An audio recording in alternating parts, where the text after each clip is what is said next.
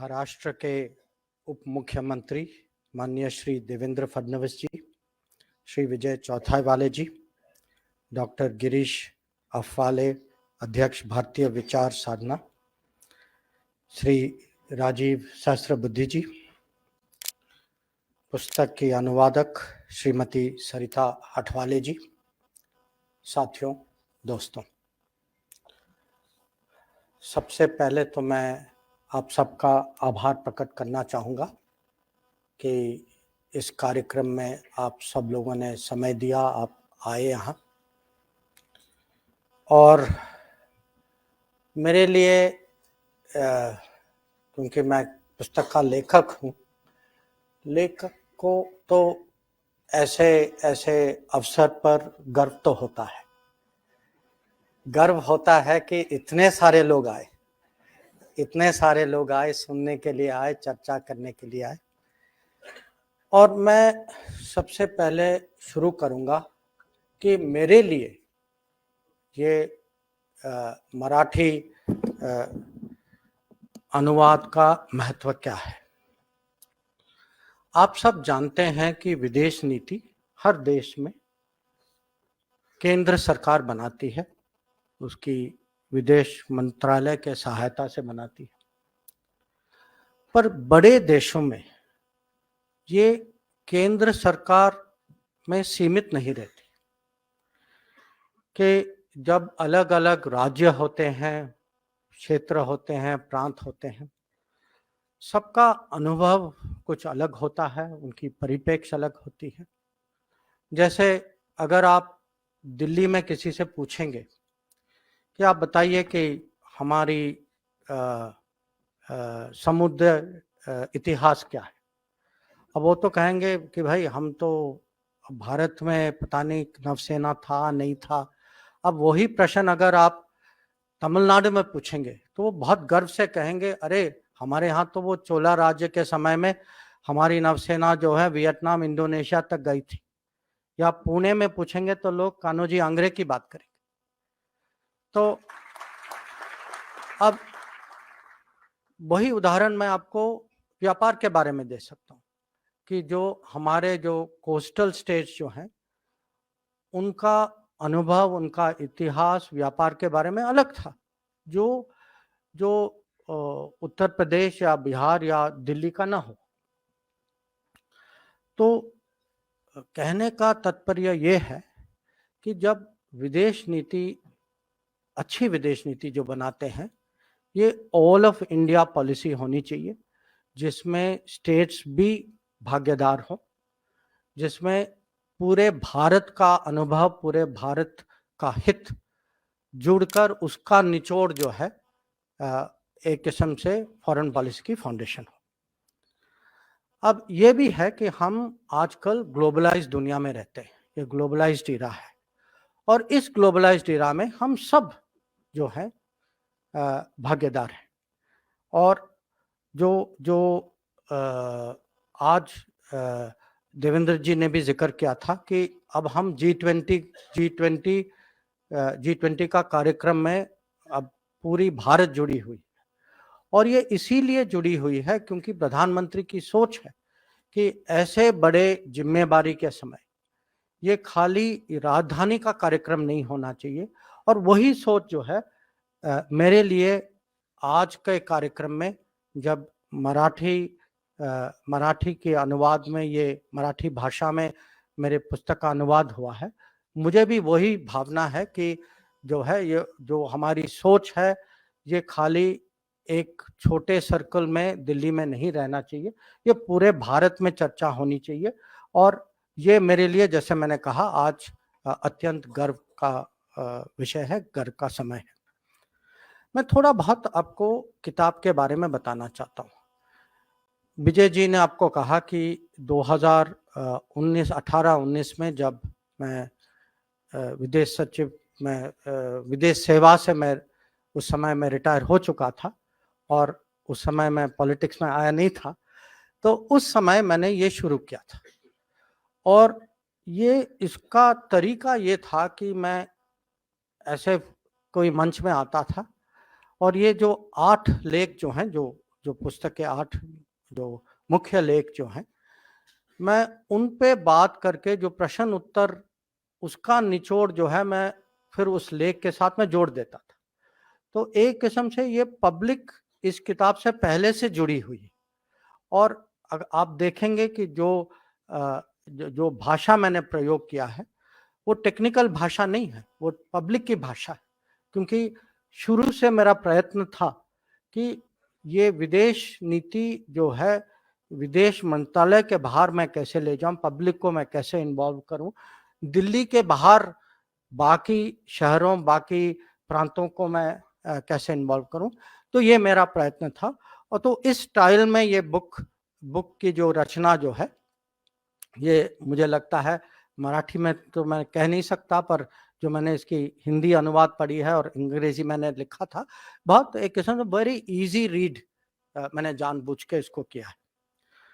अब जो लेख जो हैं ये कुल मिला के 8 मुख्य लेख हैं। पहला जो है ये अवध का मैंने उदाहरण लिया है। अवध माने जो विजय जी ने कहा शतरंज के खिलाड़ी, आप कुछ लोगों को किताब याद होगा, कुछ लोगों ने फिल्म भी देखी होगी कि ये 2 नवाब जो हैं ये अपना शतरंज का खेल खेल रहे हैं, दोनों माने बिल्कुल उनका फोकस उसी में है। और उस समय ईस्ट इंडिया कंपनी जो अंग्रेजों की कंपनी जो थी, ये जो है भारत का कब्जा कर रहे हैं। और इन लोगों को ये माने इतने अपने गेम में उनका पूरा ध्यान उसमें कि उनको समझ ही नहीं आ रहा कि दुनिया में क्या हो रहा है और अपने देश में क्या हो रहा है। और मेरा लिखने का मकसद ये था कि हमें इतिहास के सबक होते हैं, हमें वो सबक सीखने चाहिए, याद रखने चाहिए। आगे के लिए जो है हमें दुनिया के बारे में हर वक्त जागृत रहना है। दूसरा लेख जो है उसी को डेवलप करते हुए ग्लोबलाइजेशन पर है। अब आज अगर कहीं भी आप दुनिया में जाएं, किसी भी जो विदेश नीति के बारे में मंत्री हों या कोई स्पेशलिस्ट हों या कोई राजदूत हों, उनसे आप कहेंगे कि आप मुझे दुनिया की स्थिति अगर आप एक शब्द में दें, वो शब्द क्या होगा? और लोग कहेंगे ग्लोबलाइजेशन। कि आज अगर एक माने ऐसा कुछ प्रोसेस है जो जिसने पूरे दुनिया को लपेट लिया है, वो ग्लोबलाइजेशन की प्रोसेस है। पर मेरे लेख में मैंने ये एक किस्म से चेतावनी दी है कि ग्लोबलाइजेशन की भी अपनी कमियां हैं, उसकी चुनौतियां हैं, उसके खिलाफ एक रिएक्शन भी अलग अलग देशों में हो रही है। और मैंने खासकर, क्योंकि ये किताब जो है 2018-19 में लिखी गई, उस समय मैंने प्रेसिडेंट डोनाल्ड ट्रंप जो अमेरिका के उस समय राष्ट्रपति थे, उन पे काफ़ी फोकस किया। और जो ग्लोबलाइजेशन की जो राजनीतिक और आर्थिक उसके खिलाफ जो भावनाएं जो अलग अलग देशों में प्रकट होना शुरू हुआ था, उसका मैंने दूसरे लेख में विवरण किया। तीसरा लेख जो है ये इसका टाइटल है डॉगमास ऑफ दिल्ली। डॉगमा माने दुराग्रह, कि जो कभी कभी लोगों के मन में ऐसे माने अड़ जाते हैं कि जब दुनिया बदलती है, जमाना बदल रहा है, वो जो है उसके साथ वो साथ साथ चल नहीं सकते, उनकी सोच कहीं पीछे रह जाती है। उनको लगता है कि हम पुरानी आदतों से ही दुनिया को देखें। तो ये एक किस्म से परिवर्तन का मैसेज है कि दुनिया बदल रही है, हमें भी बदलना चाहिए, और अगर हम नहीं बदलेंगे इसका हमें काफी नुकसान हो सकता है। चौथा लेख जो है एक किस्म से मैं कहूँगा विदेश नीति, फॉरेन पॉलिसी पर ही है, पर ये एक जन भागीदारी का तर्क है कि अगर आप देखेंगे कभी कभी जो विदेश नीति से जुड़े हुए हैं, उनके खिलाफ ये आरोप लगाया जाता है कि वो अपने आइवरी टावर में बैठ के दुनिया की एनालिसिस करते हैं, कि वो जमीन से जुड़े नहीं हैं। उनको कभी कभी पता नहीं होता कि जमीन में लोगों उनके हित क्या हैं, उनकी भावनाएं क्या हैं। तो इसमें मेरा तर्क ये है कि ये विदेश नीति को आप खाली मैंडरिन्स पर न छोड़े। मैंडरिन्स माने जो विदेश नीति जो जो बाबू हैं, जो पॉलिसी मेकर्स हैं, जो विदेश सेवा, जैसे मेरे जैसे लोग जो विदेश सेवा में उस समय काम करते थे, और कभी कभी मासेस, जन की आवाज को भी सुने। और मैं इसका उदाहरण देता हूं आपको। 1980 के बाद आपने देखा होगा कि हम पश्चिमी दुनिया के साथ भारत का जुड़ाव, भारत के रिश्ते बहुत जल्दी से बढ़े। अगर हम में से कुछ लोग होंगे जो हो सकता है कि हम या हमारे रिश्तेदार वहाँ पढ़ने के लिए गए हों, काम करने के लिए गए हों, सबने कभी न कभी वहाँ टूरिज्म तो किया ही होगा। आप व्यापार देखें कि हमारे मार्केट किधर हैं, ज़्यादातर पश्चिमी दुनिया, यूरोप, अमेरिका के साथ है। तो हमारे हित जो है उसकी दिशा जो है वो वेस्टर्न वर्ल्ड की तरफ है, पर हमारे मन में वो आइडियोलॉजी है, कहीं वो गांठ है कि भाई उनसे दूर रहो। तो जो अगर आप रियल इकोनॉमी और जो पब्लिक की परिप्रेक्ष्य से देखें तो देश जो है एक दिशा में जा रही है, और जो फॉरेन पॉलिसी 1980 और 1990 की फॉरेन पॉलिसी थी वो दूसरी दिशा में जा रही थी। तो ये जो उस समय का जो तनाव जो था दोनों के बीच में, इस पे मैंने लिखा है कि हमें जो है नीति बनाते वक्त हर समय पब्लिक के साथ जो जनता में जो फीलिंग जो है उसको भी हमें साथ लेकर जाना चाहिए। फिर 2 देश हैं ऐसे जिसमें मुझे लगा कि उनके लिए माने थोड़ा एक्सक्लूसिव अटेंशन देना चाहिए। एक आपको लगेगा कि बहुत स्वाभाविक है, वो चीन है। और जो लेख जो है कि हम चीन को कैसे मैनेज करें, और मैंने चीन पे खास करके ध्यान दिया क्योंकि चीन जो है एक असाधारण पड़ोसी है, हमारे बहुत पड़ोसी हैं, पर चीन एक ही पड़ोसी है जो ग्लोबल पावर हो सकता है कि सालों में सुपर पावर भी बन जाए, और ग्लोबल पावर के साथ बिल्कुल बगल में रहना इसकी अपनी चुनौती होती। तो इसका सुझाव जो है सरल नहीं है, हमें इसके राजनीतिक सुझाव हैं, आर्थिक सुझाव हैं, हमें बॉर्डर को कैसे डेवलप करना, इसके टेक्नोलॉजी सुझाव भी। तो चीन को कैसे मैनेज करें इसका एक लेख है। और दूसरा देश जो है वो जापान है, क्योंकि मुझे लगा उस समय कि हमने जापान का पूरा लाभ, उन रिश्तों का पूरा लाभ नहीं उठाया, कि सालों से हमारी जो समझ जो थी जापान की, कि जापान से हमें इकोनॉमिक बेनिफिट, आर्थिक लाभ मिल सकते हैं, पर जापान की टेक्नोलॉजी और आजकल जापान की सिक्योरिटी उनकी सिक्योरिटी, क्योंकि उनका प्रभाव जो है, और कभी-कभी आजकल आपने देखा होगा कि जापान की फौज भी काफी जापान से काफी दूर आती, तो जापान का कैसे पूरा लाभ लें। और उसी को आगे बढ़ाते हुए एक लेख जो है वो इंडो पैसिफिक, ये एक नया कॉन्सेप्ट है, और इंडो पैसिफिक का महत्व ये है कि आजकल भारत की पहुंच, भारत का प्रभाव जो है ये हिंद महासागर से आगे जाकर प्रशांत महासागर तक पहुंचा है। तो एक किस्म से मेरा इसमें इसका मैसेज है कि वो विभाजन के बाद जो हमें जो हमारी जो इन्फ्लुएंस जो है, इसको दुनिया ने हमें कहीं सिंगापुर और गल्फ के बीच में उसको बॉक्सिंग किया था, कि हमारी एक सीमा बनाई थी कि आप भारत हैं, आप यहाँ तक जा सकते हैं, वहाँ तक जा सकते हैं, बस आपका लिमिट ये है।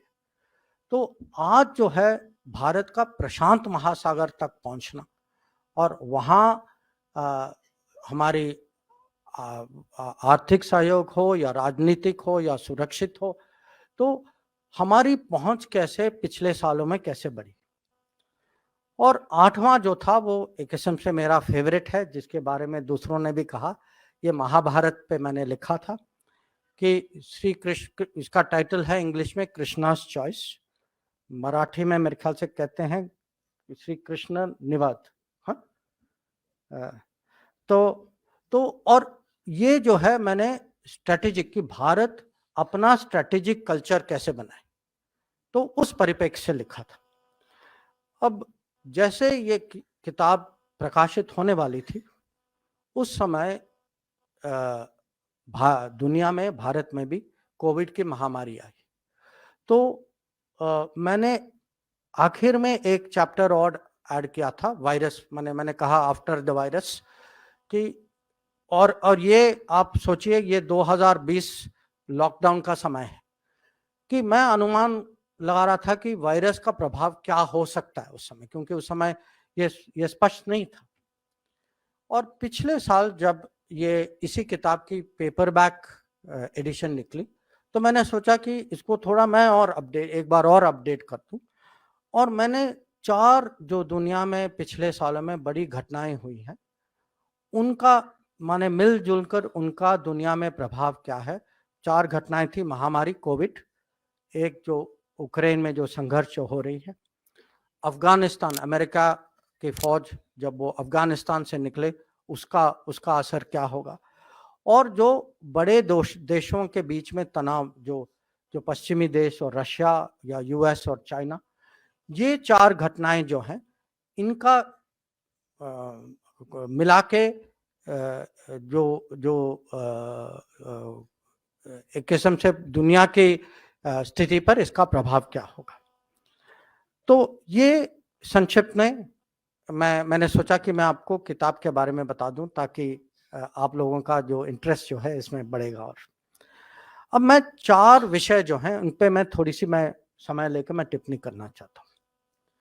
एक जो है वो अवध और इतिहास के बारे में है, और मैं इतिहास पे इसीलिए बल देता हूं क्योंकि बड़े देश जो हैं ये स्वाभाविक है कि वो अपने ही बारे में सोचते रहे। ये उनकी एक किस्म से डीएनए की एक कमी है कि नहीं, ये खाली भारत के बारे में नहीं है, सब बड़े देश जो है वो अपने पर, माने उनका पूरा ध्यान जो है वो अपने ऊपर होता है। और कभी कभी जब कोई भी देश ग्लोबल बनता है, वो उस चक्रव्यूह से बाहर निकल के दुनिया के बारे में सोचना लगता है, जैसे अमेरिका ने किया था सेकेंड वर्ल्ड वॉर के बाद। अब आप हमारे बारे में ही सोचिए कि सिकंदर के जमाने से जो नॉर्थ वेस्ट से जो भी खतरे आए, कभी भारत में किसी ने पहले से सोचा नहीं था, जब तक वो खतरा बिल्कुल घर के अंदर नहीं आया। या आप समुंदर के बारे में सोचिए कि समुंदर से जो पश्चिमी देश भारत आए, उनको भी किसी ने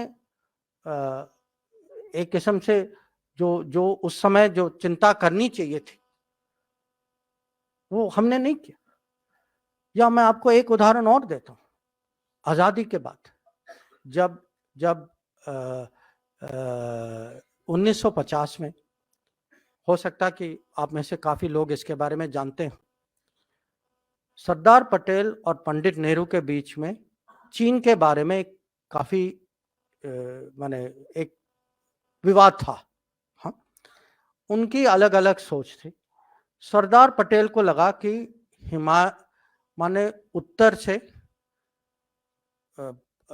हिमालय को पार करके भारत को खतरा हो सकता है चीन से।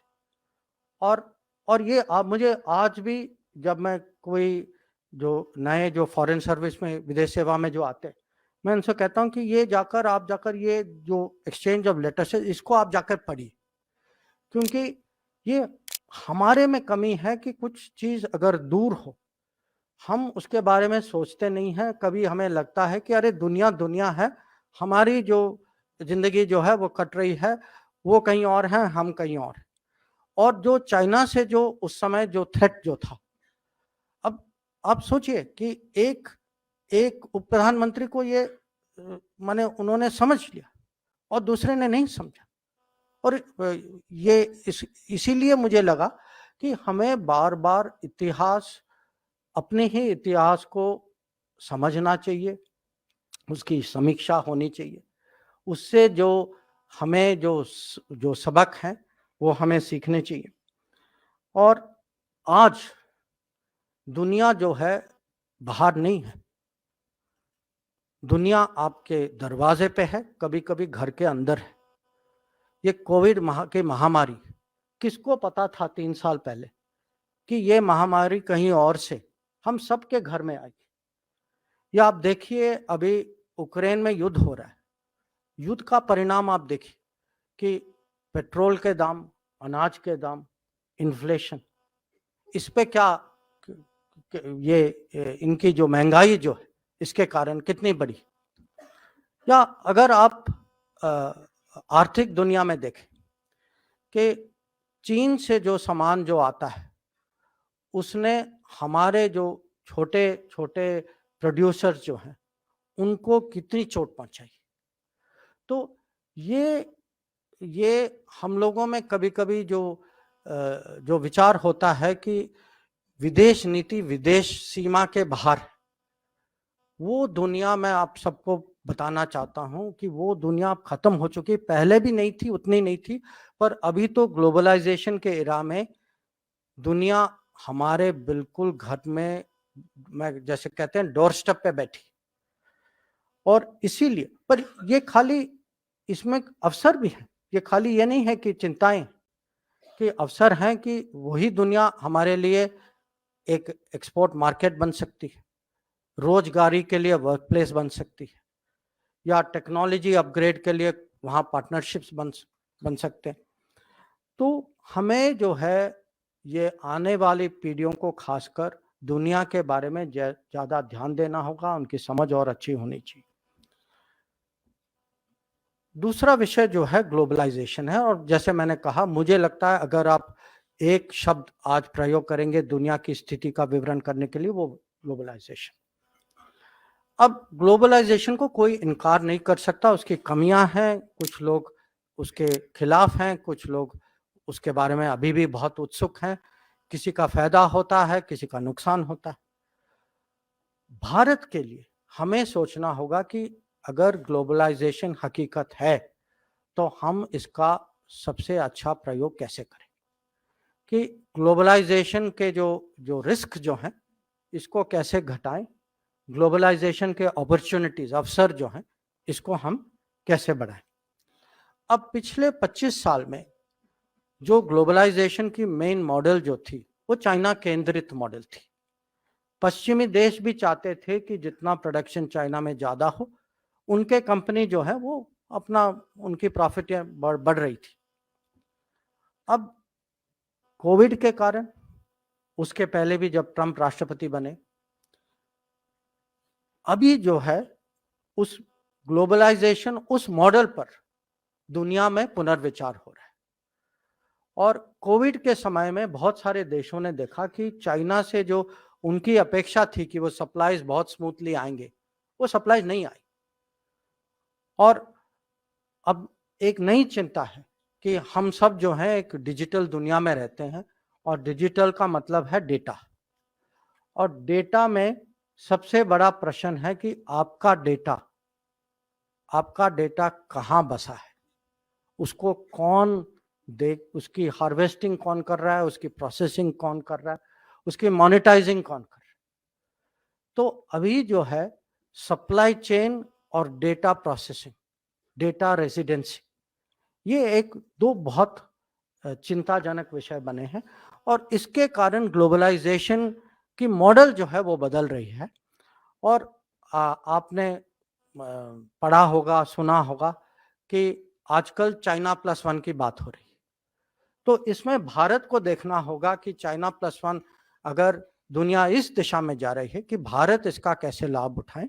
और ये मोदी सरकार की नीति है कि हम जो हैं इंडस्ट्री को सपोर्ट देकर एक प्रक्रिया है प्रोडक्शन लिंक्ड इंसेंटिव, कि हम कैसे ग्लोबल कंपनीज को भारत लाएं ताकि हमारे यहाँ टेक्नोलॉजी और मैन्युफैक्चरिंग की क्षमता बढ़े।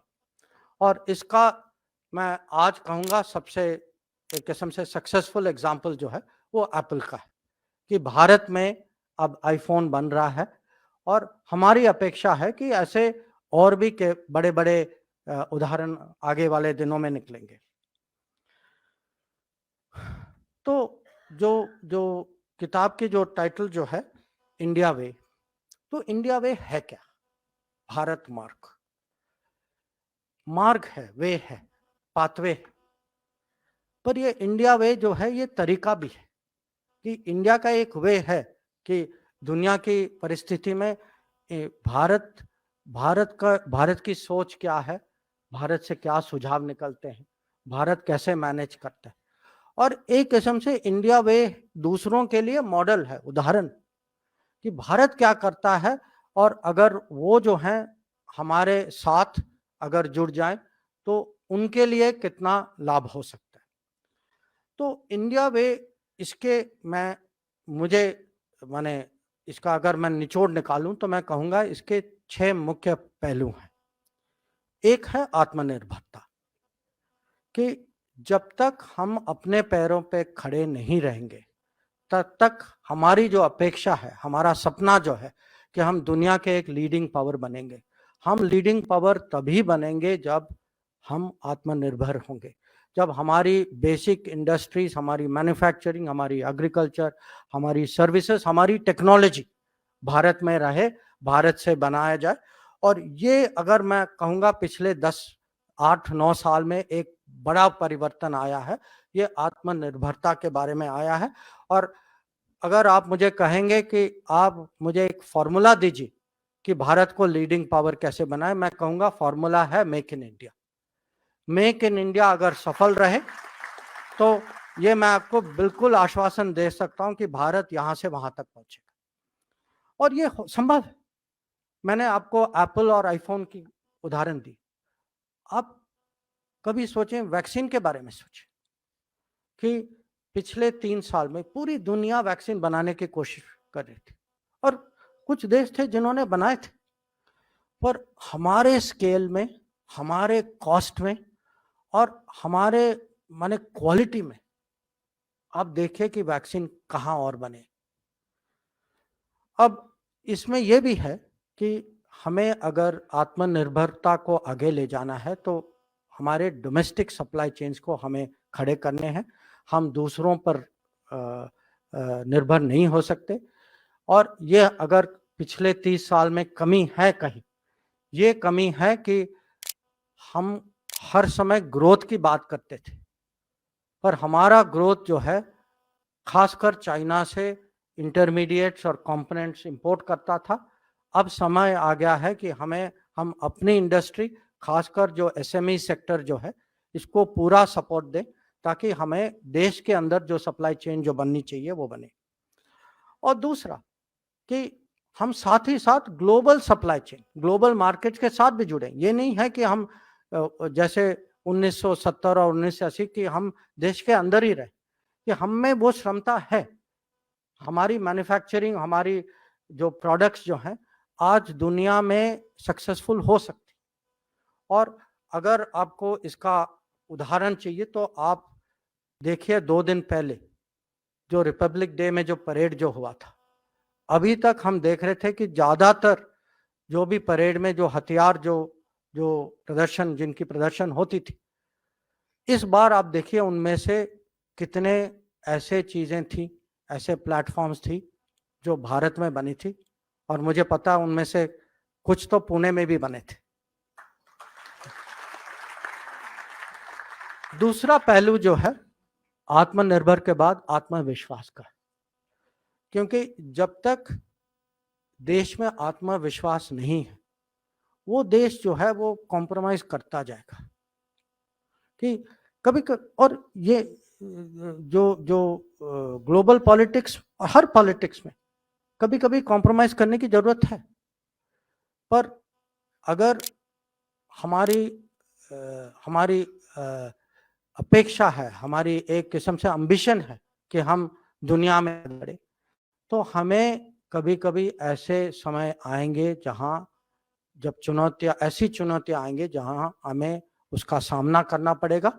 और उसका उदाहरण देवेंद्र जी ने दिया अब आपको सब जानते हैं कि यूक्रेन के बारे में हम पर कितना दबाव था, हम पे इतना दबाव था, पर प्रधानमंत्री पहले दिन से उनकी सोच बहुत ही माने स्पष्ट थी कि हमें जो भारत के हित में है वो ही करना चाहिए। और जब किसी भी विदेश मंत्री को इतनी स्पष्टता से आदेश मिलती है तो मैं आपको कह सकता हूं कि मेरा काम बहुत आसान था। और ये खाली यूक्रेन का मामला नहीं, अगर आप कभी-कभी अब हर देश जो है, हमारे देश, हम सब हथियार लेते हैं दूसरों से। हम एक देश हैं जिन्होंने सबके साथ ऑप्शन खोल रखा है। हमने फ्रांस से राफेल की हवाई जहाज ली, हमने रूस से S-400 एयर डिफेंस सिस्टम लिया, अमेरिका से हेलीकॉप्टर ली। तो सबके साथ एक किस्म से जो जिसमें ज्यादा आत्मविश्वास है वही देश जो है वो सबके साथ बड़े लेवल पे, सबसे उस स्तर पे वो पूरा जो इंटरनेशनल गेम जो खेलना होता है वो खेल सकता है। तीसरा जो है, ये आजकल समय की मांग है कि विषय अनुसार सहयोग कैसे बढ़ाया जाए। कि अगर आप किसी भी क्षेत्र में देखें, ये नहीं है कि आपके राजनीतिक जो पार्टनर हैं वो ऑटोमेटिकली आर्थिक पार्टनर होंगे या टेक्नोलॉजी पार्टनर होंगे या एनर्जी पार्टनर होंगे, अलग अलग होते। तो अलग अलग क्षेत्रों में अलग अलग साझेदारी हम कैसे बनाएं और साथ ही साथ सबको कैसे साथ ले जाएं। और क्या होता है, इसमें भी कभी कभी दबावें आती, जैसे अब हम लोगों ने तय किया था कि हम ये क्वाड ये क्वाड की एक प्लेटफॉर्म थी कि 4 देश मिलजुल के हमने तय किया था कि हम इंडो पैसिफिक में काम करेंगे। और इस पे दबाव आया दूसरे देशों से, पर हमें लगा कि ये हमारे हित में है, दुनिया के हित में। तो हम ये जो विषय अनुसार सहयोग इसको कैसे आगे बढ़ाएं और मैक्सिमम देश, क्योंकि कूटनीति की सफलता ये है कि जो देश जो है जिसकी पार्टनरशिप सबसे ज्यादा हो और अलग अलग देशों के साथ हो और सबको साथ ले जा सकते हैं, ये एक किस्म से सक्सेस का डेफिनेशन। चौथा जो है ये राष्ट्र सुरक्षा के बारे में, और इसमें भी कभी कभी ऐसी चुनौतियां आती हैं जहां निर्णायक कदम की जरूरत होती। अब इसका सबसे, मैं कहूँगा सबसे ऑब्वियस एग्जांपल जो है ये आतंकवाद है कि हम सब जानते हैं किसी और देश ने आतंकवाद को ऐसा नहीं झेला जैसे भारत ने, क्योंकि किसी और का ऐसा पड़ोसी नहीं है जैसा हमारा है। पर कभी कभी हर चीज की हद होती है कहीं, और वो सीमा जब उरी हुआ, जब पुलवामा हुआ, हमें निर्णायक कदम लेने चाहिए थे। तो ये उरी और बालाकोट के जो मैसेज जो थे, ये भी एक किस्म से इंडिया वे का एक उदाहरण है। और अभी जो उत्तरी सीमा में जो हमारे आर्मी की डिप्लॉयमेंट है, और आप ये याद रखिए ये डिप्लॉयमेंट जो है कोविड के समय, लॉकडाउन के समय में हुई थी, तो वैसे भी ये डिप्लॉयमेंट कठिन थी। लॉकडाउन में हजारों, जबकि वहां इंफ्रास्ट्रक्चर भी कमजोर था, क्योंकि पहले की सरकार ने सोचा कि हम इंफ्रास्ट्रक्चर नहीं बनाए तो वही हमारी सुरक्षा है। तो कमजोर इंफ्रास्ट्रक्चर में हजारों सैनिकों को वहां उस, और ये 10,000 15,000 फुट की मैंने चढ़ाई की बात कर रहा हूं।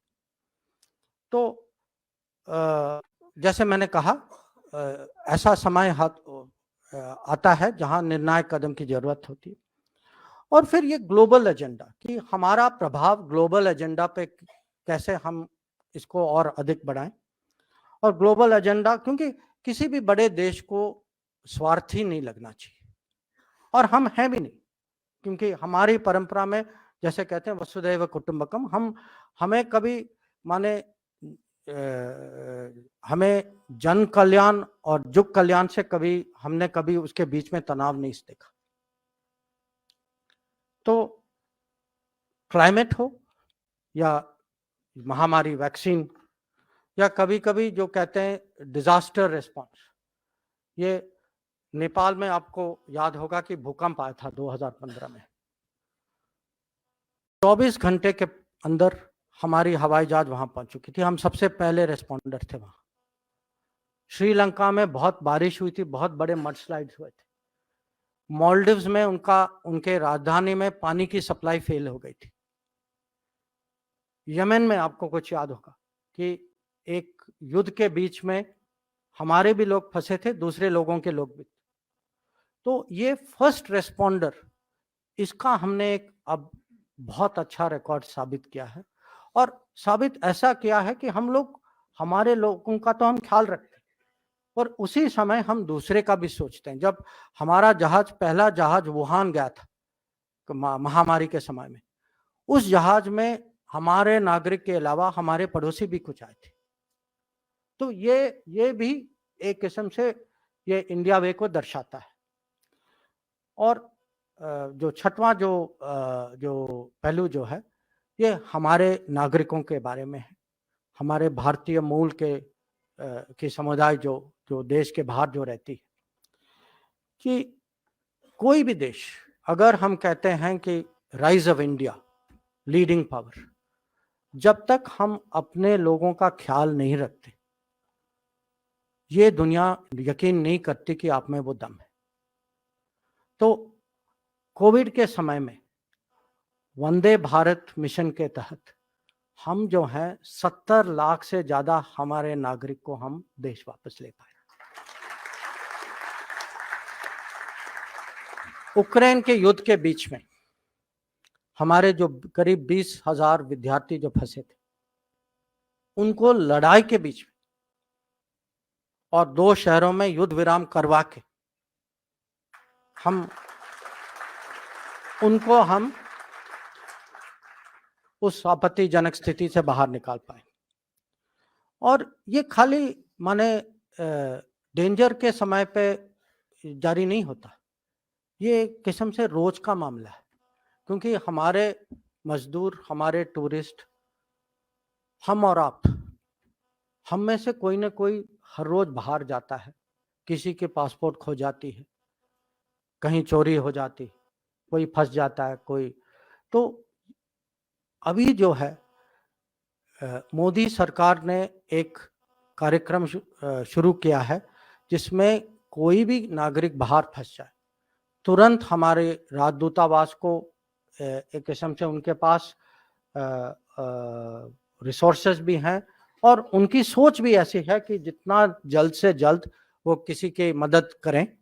और ये मदद जो है, सचमुच एक पोर्टल का नाम भी है, एक ऑनलाइन पोर्टल है मदद नाम का, कि कोई भी फंस जाए, वो पोर्टल पे जाते हैं, अपनी शिकायत या अपनी जो स्थिति जो है उस पोर्टल में लिख देते हैं, और तुरंत उसका जवाब आता है। और हम ये भी कोशिश कर रहे हैं कि अभी जो है, क्योंकि हमें लगता है कि हमारे करीब 10 लाख विद्यार्थी देश के बाहर पढ़ते हैं, और खाड़ी में ही करीब 70 लाख हमारे लोग काम करते हैं। तो आप संख्या देखें, तो अभी जो है हम अलग अलग देशों से ये नेगोशिएट कर रहे हैं कि जब हमारे लोग काम करने के लिए बाहर जाते हैं, कि हम आपस में एक समझौता कर लें कि उनका जो वहाँ जो उनको जो ट्रीटमेंट, उनका व्यवहार जो होगा, वो उन्हीं के नागरिकों के समान होगा, उनके खिलाफ डिस्क्रिमिनेशन नहीं होगा। जो हमारे विद्यार्थी जो जाते हैं, उनके लिए काम करने का मौका मिलेगा। जो एक देश से दूसरे देश जो लोग वीजा पे जाते हैं, और आजकल आपने देखा होगा कि पासपोर्ट मिलना भी और आसान हो गया है, वीजा। और जब दूसरे राजदूतावास जो हैं, कभी कभी वीजा के बारे में, और आजकल ये मुझे पता है कि ये बहुत बड़ी समस्या है, कि हम कोशिश भी करते हैं कि कहाँ वीजा को दिलवाने में कहाँ हम मदद कर सकते। तो ओवरऑल मैं कहूँगा कि ये इंडिया वे जो है, मेरे लिए जो अगर लोग कहें कि आप हमें समझाइए कि भारत को किस दिशा में जाना चाहिए, मेरे मन में तो है कि जो भारत एक किस्म से इंडिया वे में जो जाता है, जहां जो और आत्मनिर्भर है, जहां मैन्युफैक्चरिंग क्षमता बढ़ी है, जहां स्टार्टअप्स बढ़ रहे हैं, जहां यूनिकॉर्न्स की संख्या जो है वो बढ़ रही है, जो वंदे भारत मिशन के काबिल हो, जो अपने विद्यार्थियों को यूक्रेन से लाता है, जो गलवान में खड़े होने की धैर्य दिखाता है, जो उरी और बालाकोट कर सकता है, जो जो जो विकासशील देश की आवाज बन सकता है। क्योंकि अभी जो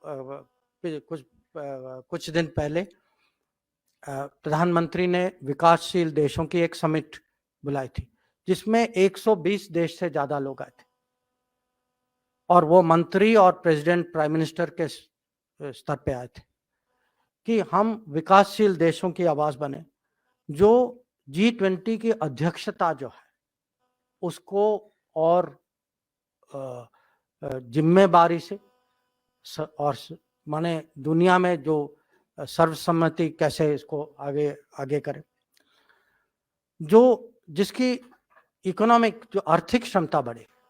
हम 10 साल पहले नंबर 10 में थे, अभी हम नंबर 5 तक पहुंचे, पर हम वहां रुकने वाले नहीं,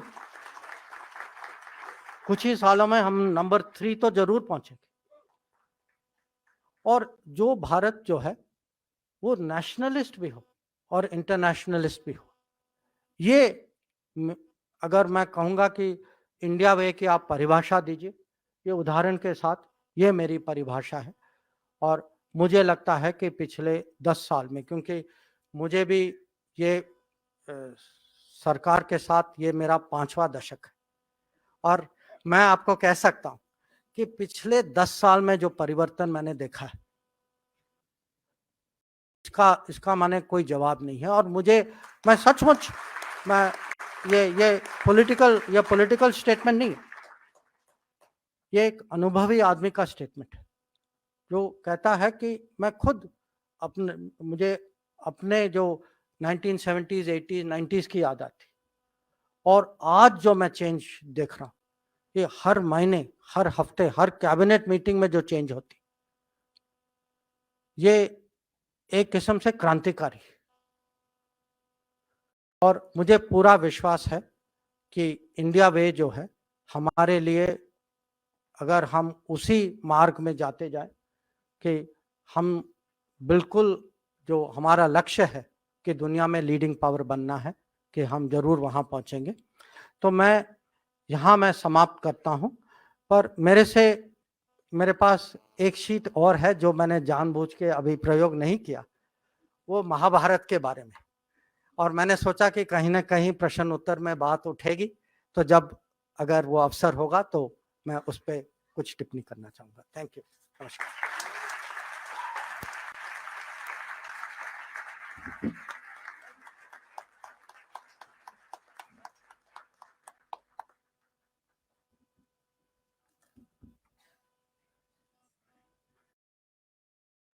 कोणाला प्रश्न आहेत तर सरांपर्यंत पोहोचवा आणि माईक त्यांच्यापर्यंत पोहोचवूया आपण.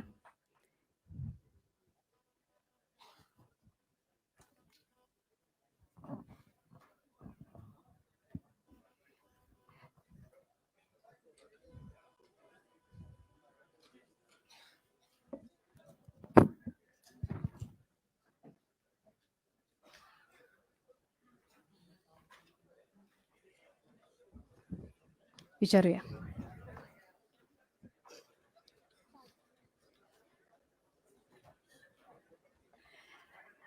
आज जाहीर त्यांना प्रश्न विचारायची परवानगी नव्हती ना, त्यामुळे ही नंतरची आहे. सर विचार. Dear sir, sir may I? Yes. Dear sir, you have beautifully narrated the contours of India's present foreign policy.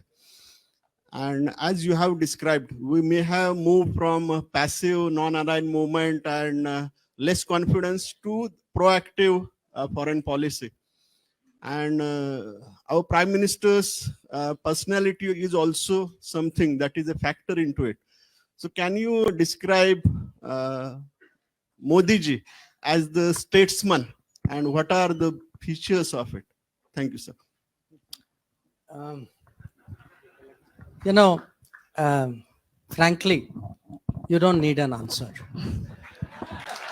You know why?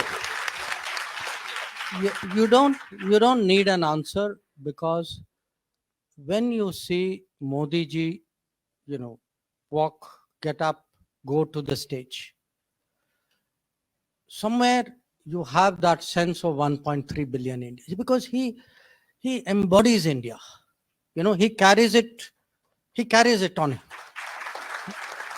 Now, I must say, because I have the good fortune of actually physically being there and watching it. You are watching it on a screen. I'm watching it in real life. I would say, very honestly, among Indians, and again, I say this to you as a across the board statement. I mean, I talk to my especially to my younger relatives and friends and co-workers.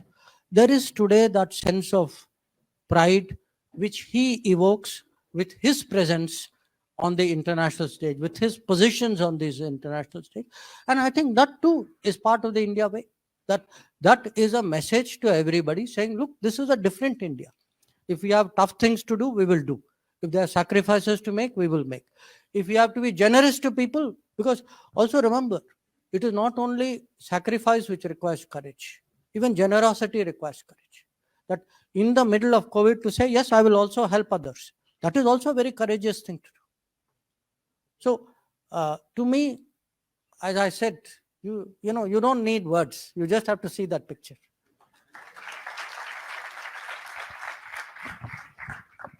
Sir, good evening, sir. I am Dhanada Sharadvasankar, student of Abasaheb mic Garware थोडासा College of जवळ Arts. धरतेस mic थोडासा जवळ धर right हा Am I audible? हो yes Good evening, sir. I am Dhanada Sharadvasankar, student of Abasaheb Garware College of Arts, Department of Political Science. And sir, my question is, as you mentioned that India should become the voice of Global South, how do you see G20 summit helping India? See, what has happened in the last year, because of the Ukraine conflict, the price of oil has gone up. Price of food has gone up because exports of wheat and cooking oil from Ukraine were not taking place. Generally, price inflation has gone up, price of metals, etc. Now, the person who feels the most, see, even amongst us, if there is a shortage, who will feel the most? The richest person has the most money in the pocket.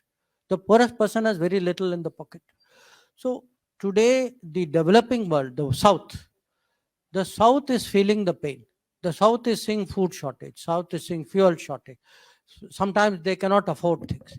Now, somebody has to speak up for them. Now, most of the developed countries are looking only at their concerns.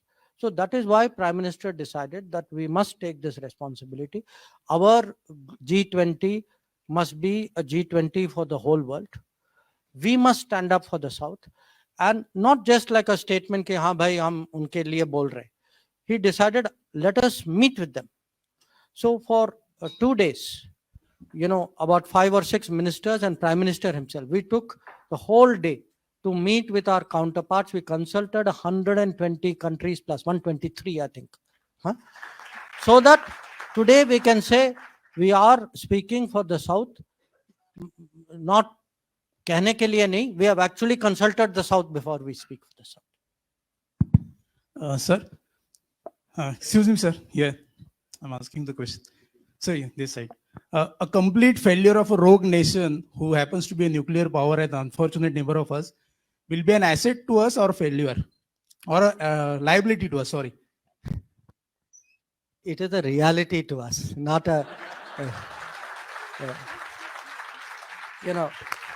Say, in life, you have what you have.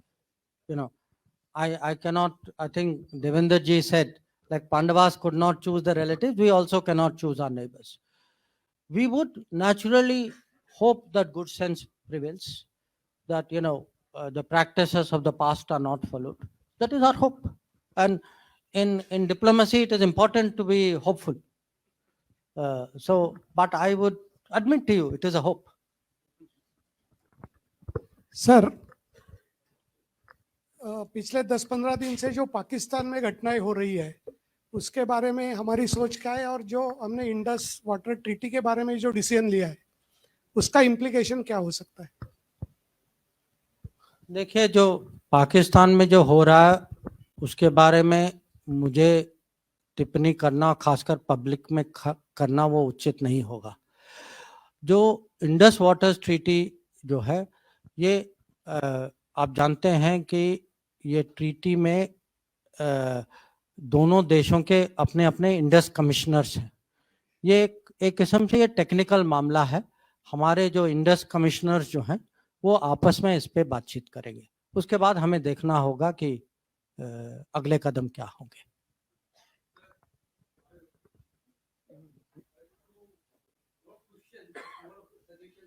एकच minute sir, mike वरती बोलूया. I have 2 points to make, sir. These are not questions, Please. but as a citizen of the country, I have a few suggestions, genuine. First is regarding the ratification of borders with China, sir. Ratification of borders with China. We find that every now and then these border clashes tend to take place because our borders are not ratified. I have a suggestion that we should go in for ratification of the borders on equal terms. No withdrawals are involved with minor adjustment, because after all, this problem has to find some solution. Our young soldiers getting killed and we celebrating only tactical victories. We have killed 4, they have killed 4, we have killed 12. There is nothing great to celebrate about that, sir. And second point, sir, or rather suggestion, in Delhi, we have got a road named after Krishna Menon Marg, who was responsible for 1962 debacle. So it should, I have suggestion that it should be named after either Major Shaitan Singh Paramveer Chakra or Subedar Jogendra Singh Paramveer Chakra.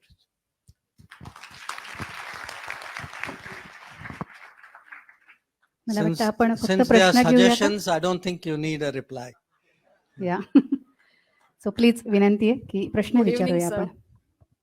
Good evening, sir. Sir, let us bring back the discussion to the book, The India please. Way. Thank you very much. So my question is about this is very distinguished way of diplomacy that we have put out there in the world. Do you see this nationalism and internationalism that we have put out as part of our diplomacy? Do you see other countries copying it or it reflecting it to their diplomatic way of dealing with international matters? Thank you. You know, I'm very glad you asked that question, because what happens is often in the world, this creates a lot of confusion and wrong reading of India. You know, in our country, all of us will very proudly say, I'm nationalist. There are some countries, you will be surprised to know, where people will not say they are nationalist. It will look very negative. Now, there are countries where people say, I'm nationalist, and therefore I will not want to have much to do with the world. So, in many countries, nationalism, internationalism is opposite each other. But in our country, just look at this. See, we gave vaccines. Now, each one of us, when we read or we saw on YouTube or some social media, somebody in some country saying, thank you, meri jaan bacha li aapne, you know, the people who are next to me didn't give me vaccine, you were far away, you gave it to me. Didn't you feel good? Now, in our, you know, it's very interesting. For us, we have never seen, in fact, it is actually if you look at the last 9 years, there's no doubt, that the government, the politics of the day is more nationalist. And I don't think, I'm proud of it. I don't think there is anything to be apologetic about. But the same nationalist people, they have done more projects abroad. They have helped more countries abroad. They have done, greater support. They have moved forward in disaster situations in other countries. So, if you read next time in a foreign newspaper, because they always, foreign newspaper, they like using words like Hindu nationalist government. Okay, they will not say, in America, Europe, they will not say Christian nationalist or whatever. These adjectives are very specially reserved for us. Okay, so next time you read it, ask yourself, how wrongly are they reading me? That they actually do not understand that this country is getting ready to do more with the world, not less with the world. And one of the reasons we want to handle G20, we want to show the world, this G20 will have 200 meetings. Through these 200 meetings, we want to show the world, please, world, come to see India, see the changes in India, see how much enthusiasm and positive there is sentiment there is for the world in India. So I thank you for that question. Sir, आपने अपने भाषण में आत्मनिर्भर और आत्मविश्वास ये दो शब्दों का ये किया. अभी आपने नेशनलिस्ट के बारे में बोला. थोड़ा मेरा प्रश्न आपको राजनीतिक लगेगा, लेकिन हर भारतीय के मन में ये एक अस्वस्थता है कि कुछ लोगों में, कुछ पार्टियों के नेताओं में चीन के बारे में जब हम बात करते हैं तो वो जब उस पर रिएक्ट होते हैं तो उनके मन में भारत के बारे में आत्मविश्वास क्यों नहीं लगता है? क्योंकि बार बार वो चीन के बारे में कुछ बताते हैं और एक परसेप्शन देश में तैयार करते हैं. आप कई बार बताते हैं, आप उसका जवाब भी देते हैं, लेकिन ये क्या उनकी केवल एक राजनीतिक सोच है या अपनी कोई निजी मजबूरी है? ये समझ में नहीं आ रहा है.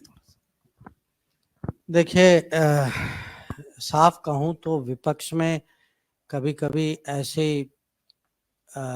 ऐसे लोग होते हैं, कभी उनके विचार भी ऐसे हैं कि मैं भी खुद कभी मुझे समझने में बहुत तकलीफ होती. अब अगर आप पूछें कि उनमें आत्मविश्वास क्यों नहीं है, यार वो ये लोगों को क्यों गुमराह करते, चीन के बारे में गलत खबर क्यों फैलाते, इसका मैं कैसे जवाब दूं? क्योंकि मुझे पता है कि मैं साफ कहूं तो वो भी राजनीति कर रहे हैं कि वो कभी कभी जानबूझ के ऐसी खबर फैलाते हैं. उनको पता है कि वो सच नहीं. उनको पता है कि अगर कुछ जमीन की बात करते हैं कि ये जमीन जो है 1962 में चाइना ने कब्जा किया था, वो अभी कभी आपको बताते नहीं. वो ऐसे आपको इंप्रेशन देंगे जैसे ये कल परसों हुआ है. कभी कभी लोग कहते हैं कि अरे आपको आपकी सोच में कमी है. मेरे सोच में कभी कमी हो सकती, पर अगर मेरे सोच में कमी है तो मुझे पता है कि कहाँ जाना है. मैं अपने मिलिट्री लीडरशिप, फौज या इंटेलिजेंस से बात करूंगा. मैं चीनी एम्बेसडर को बुला के मैं अपनी खबर के लिए मैं नहीं पूछूंगा. तो मैं मानता हूं कि आप कहते हैं इसका कमी है, आत्मविश्वास की कमी हो सकता है कमी कुछ और भी हो.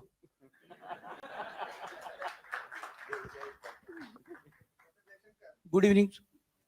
Good evening, sir. सर, एक क्यूरियोसिटी है, why India way and why not Indian way? Is there any specific thinking behind this? 2, strategic culture की बहुत बार बात होती है, तो आपने जैसे कृष्ण का उल्लेख किया है, कृष्णा चॉइस के बारे में लिखा है, लेकिन हमारे यहाँ पे केवल जो भी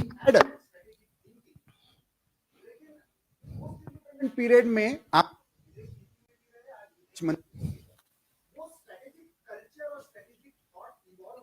नहीं दिखता. This is a rare thing कि a civilian served in foreign service for 5 decades and delivering speech in Hindi. I grew up in Delhi. To be ये कि आपको ज्यादा बताएंगे, मुझे भी मैं भी स्ट्रेटेजिक और फॉरेन बहुत सालों से कवर कर रहा हूँ. मैंने कभी फॉरेन के लोगों को देखा नहीं इतना हिंदी में बोलते हुए. Why strategic culture is lacking and how it is changing? नहीं, देखिए इसका उत्तर यह है. एक तो why India way not Indian way. It sounds nicer. नहीं, इट साउंड नाइसर, पर इसका एक किस्म से अलग अलग, क्योंकि जैसे मैंने कहा, Indian way sounds more like a mark. हाँ, उस दिशा में दे इंडियन वे. पर इंडिया वे ऑल्सो साउंड्स कि भाई इंडिया का अपना सोल्यूशन है, इंडिया की अपनी सोच है. तो somewhere there is a subtle difference. जो आपने जो पूछा, कहा कि जो श्री कृष्ण की बात की, महाभारत की बात की, देखिए मेरा जो उस पे जो लेख है, मैंने लेख इसीलिए लिखा क्योंकि मैं 40 साल से, अगर मैं अपने यहाँ भी अपने कोलीग्स, अपने जो साथियों से बात करूं, अगर मैं उनसे पूछूंगा कि अच्छा आप मुझे बताइए दुनिया का सबसे बड़ा डिप्लोमेट कौन था, मैं आपको लिख के दे सकता हूं कि वो आपको ऐसा कोई जवाब देंगे कि वो वेस्टर्न ही होगा. कहेंगे मेटरनिक सबसे बड़ा दुनिया. अगर मैं उनको कहूं कि आप मुझे बताइए कोई डिप्लोमेसी पे सबसे अच्छी किताब क्या है, तो कहेंगे वो मैकियावेली है, वो हैरल निकलसन है, वो अर्नेस्ट साटो है. तो मेरा लिखने का कारण ये था, मैं अपने ही लोगों को समझाना चाहता हूँ कि भाई घर में देखो, अगर आप मेरे से पूछेंगे कि इतनी पढ़ाई के बाद आपको क्या लगता है कि दुनिया के सबसे बड़े डिप्लोमेट कौन थे, मैं कहूंगा सबसे बड़े डिप्लोमेट एक श्री कृष्ण थे, एक हनुमान जी थे. नहीं, और ये बहुत सीरियस उत्तर दे रहा हूं मैं आपको कि अगर आप उनको कूटनीति के परिप्रेक्ष्य से देखें कि किस सिचुएशन में थे, उनको मिशन क्या दिया गया था, किस तरीके से उन्होंने हैंडल किया था.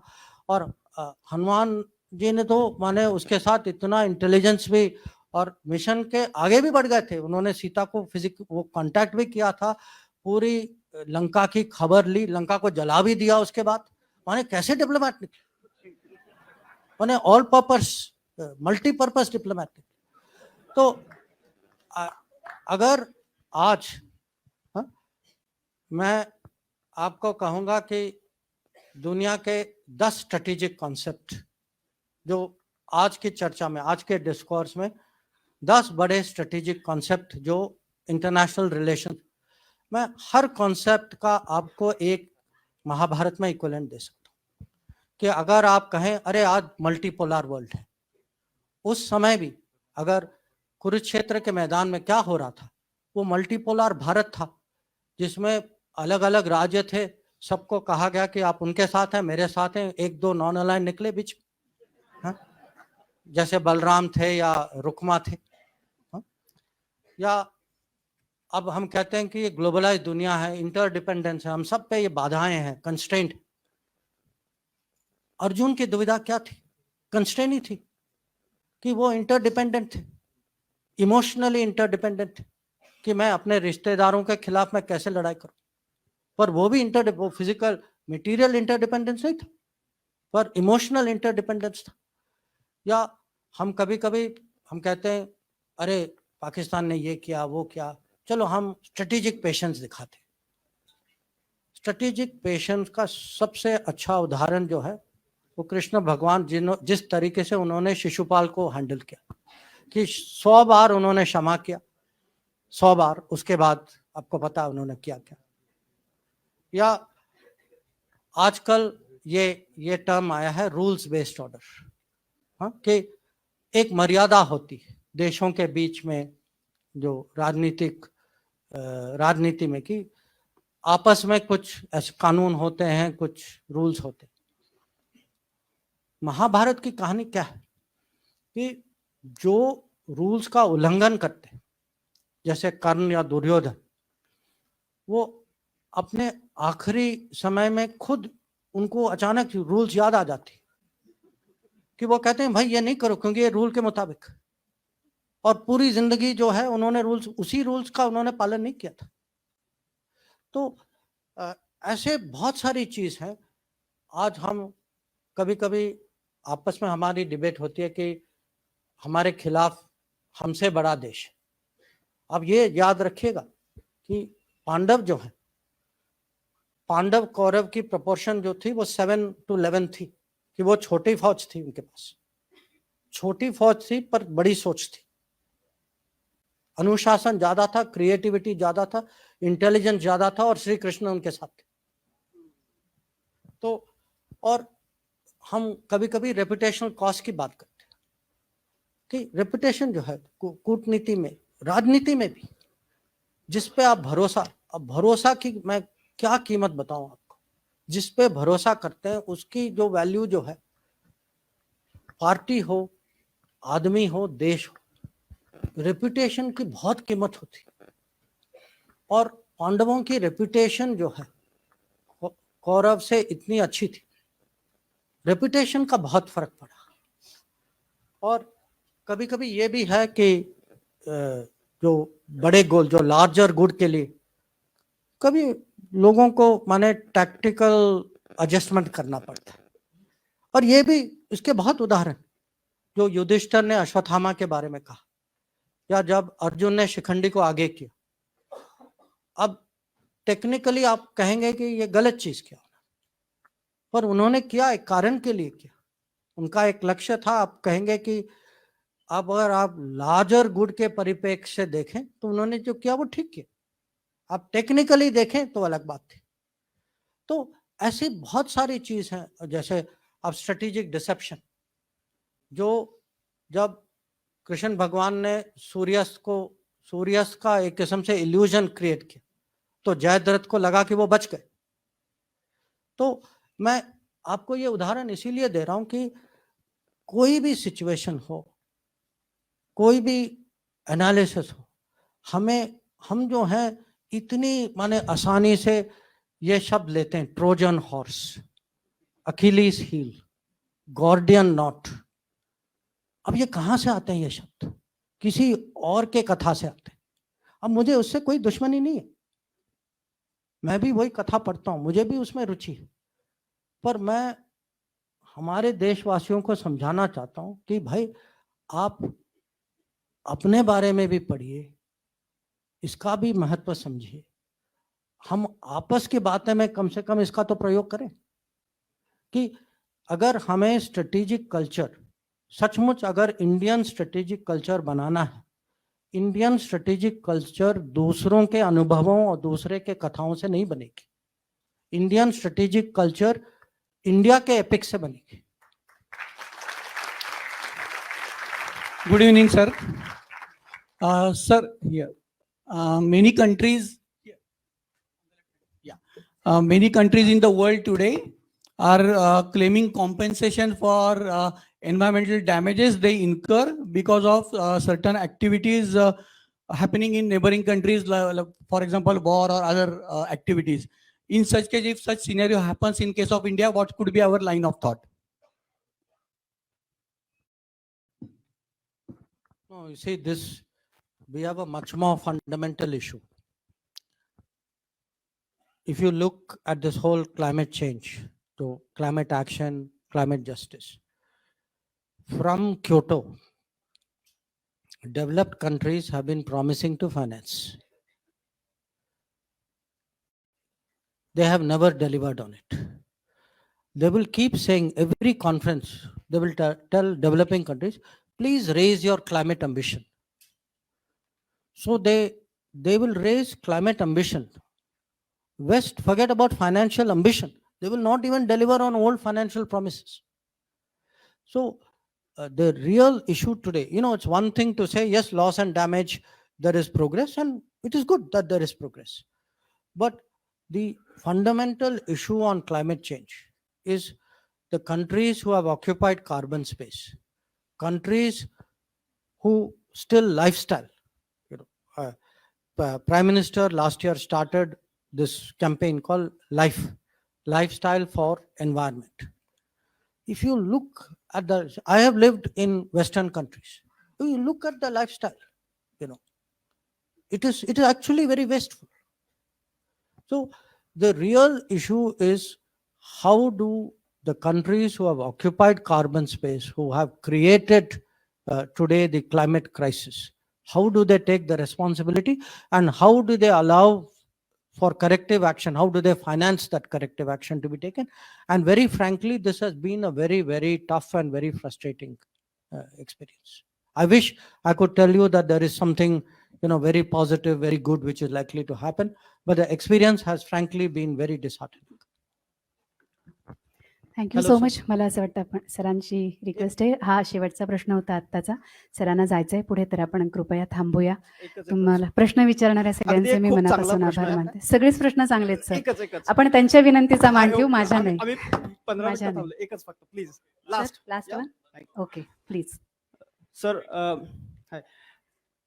you have served as a external affairs secretary, and now you are serving as a external affairs minister. Which job you like the most? No, I think, each job had its plus. When I served with as foreign secretary, I had a very, very good minister, Sushma ji, and we got along personally very well. I would say our combination was very good, minister secretary combination. But I did learn one thing.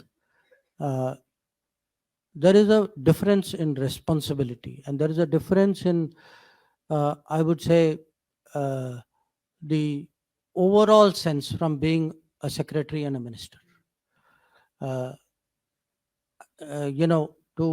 Because a secretary still has a minister above them who's answerable to parliament, answerable in public, who still gives protection and comfort, कि somewhere है कि किसी और माने वो there is that umbrella, it was for me something which I value very much, and in many ways today that has shaped my own behavior as a minister, that I have to infuse confidence in my system, that उनके लिए वो feeling होना चाहिए कि भाई वो हैं हमारे लिए, and that they will do whatever is necessary in any situation, and in good effort. So it's not an easy question to answer, but I would only say this very frankly. I feel very privileged that if somebody had asked me 10 years ago, 20 years ago, what is the biggest dream you can ever achieve, I would have in all honesty said, as someone in service, I mean, who does not want to head the service? It's swabhavik, For me to become foreign secretary was frankly for me the limit of my ambition. I had never even dreamt of becoming a minister. I'm not sure any prime minister other than Narendra Modi would have made me minister.